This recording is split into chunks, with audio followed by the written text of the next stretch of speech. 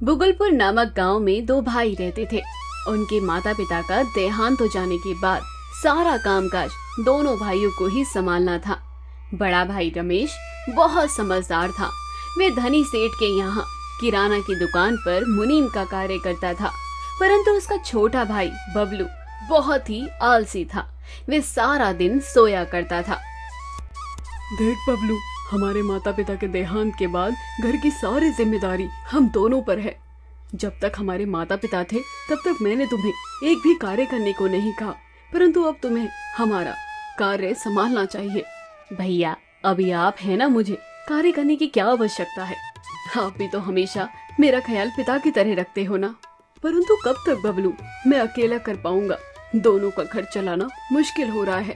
पिछले ही दिनों वर्षा के कारण हमारा घर काफी कमजोर हो चुका है। मेरे पास अभी इतने पैसे भी नहीं हैं कि मैं उसकी मरम्मत करा सकूं। और धनी सेठ के यहाँ भी हमने काफी कर्जा लिया हुआ है जो कि चुकाना बाकी है। ठीक है भैया, मुझे आप इतना ज्ञान मत दो। मैं जाता हूँ आज लकड़ियाँ लाने और उसे बाजार में बेच कर आता हूँ और पैसे लाता हूँ।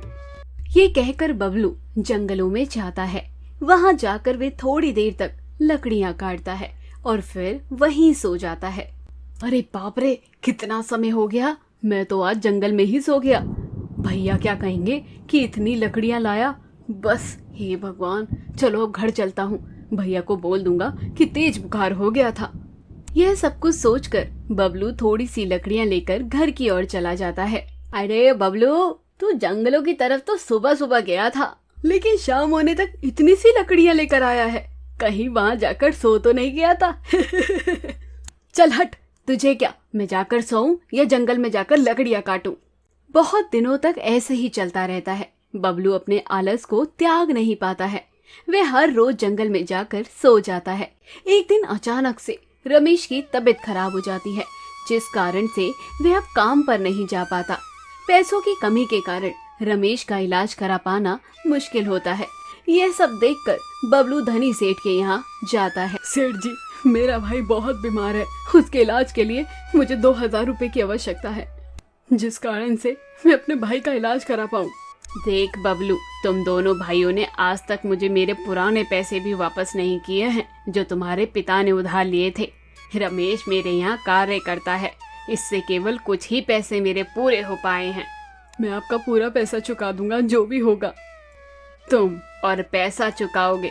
तुमसे खुद का तो पेट भरना मुश्किल हो रहा है। गांव में ऐसा कोई भी व्यक्ति नहीं है जो तुम्हारे आलस के बारे में नहीं जानता हो। तुम क्या मेरा ऋण चुकाओगे?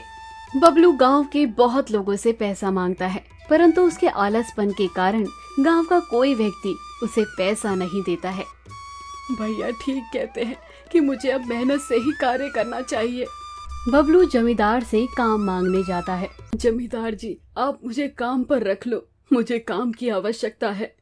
ये क्या सुन रहा हूँ मैं, तुम्हें और काम की आवश्यकता? आज तक मैंने तुम्हें कार्य करते हुए कभी नहीं देखा। तुम तो बहुत निठल्ले और आलसी हो।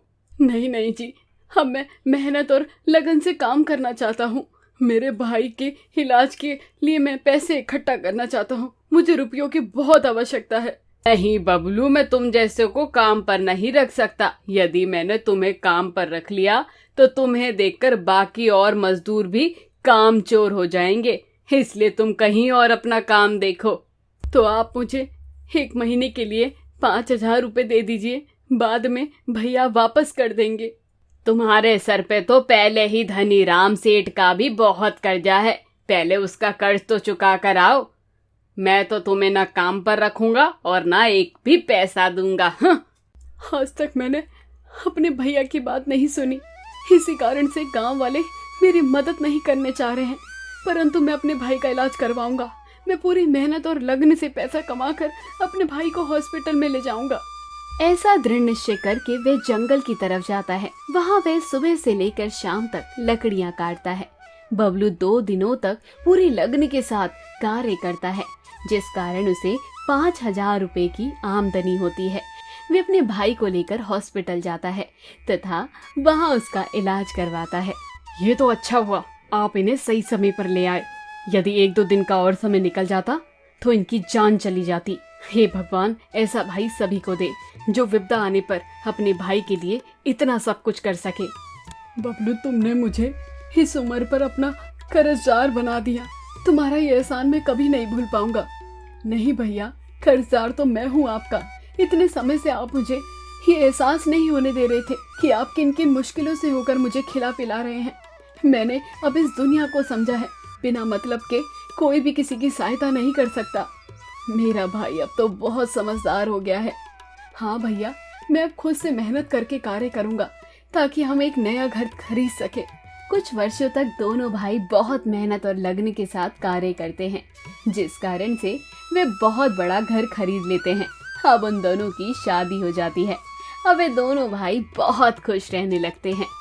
तो कहानी यही खत्म होती है। कहानी की सीख हमें यही सिखाती है कि कभी हमें दूसरों पर निर्भर नहीं रहना चाहिए और अपने कार्य को पूर्ण रूप से पूरा करना चाहिए और सच्ची लगन के साथ करना चाहिए। अगर आपको ये वीडियो पसंद आए तो हमारे चैनल को सब्सक्राइब, वीडियो को शेयर और कमेंट करना ना भूलें।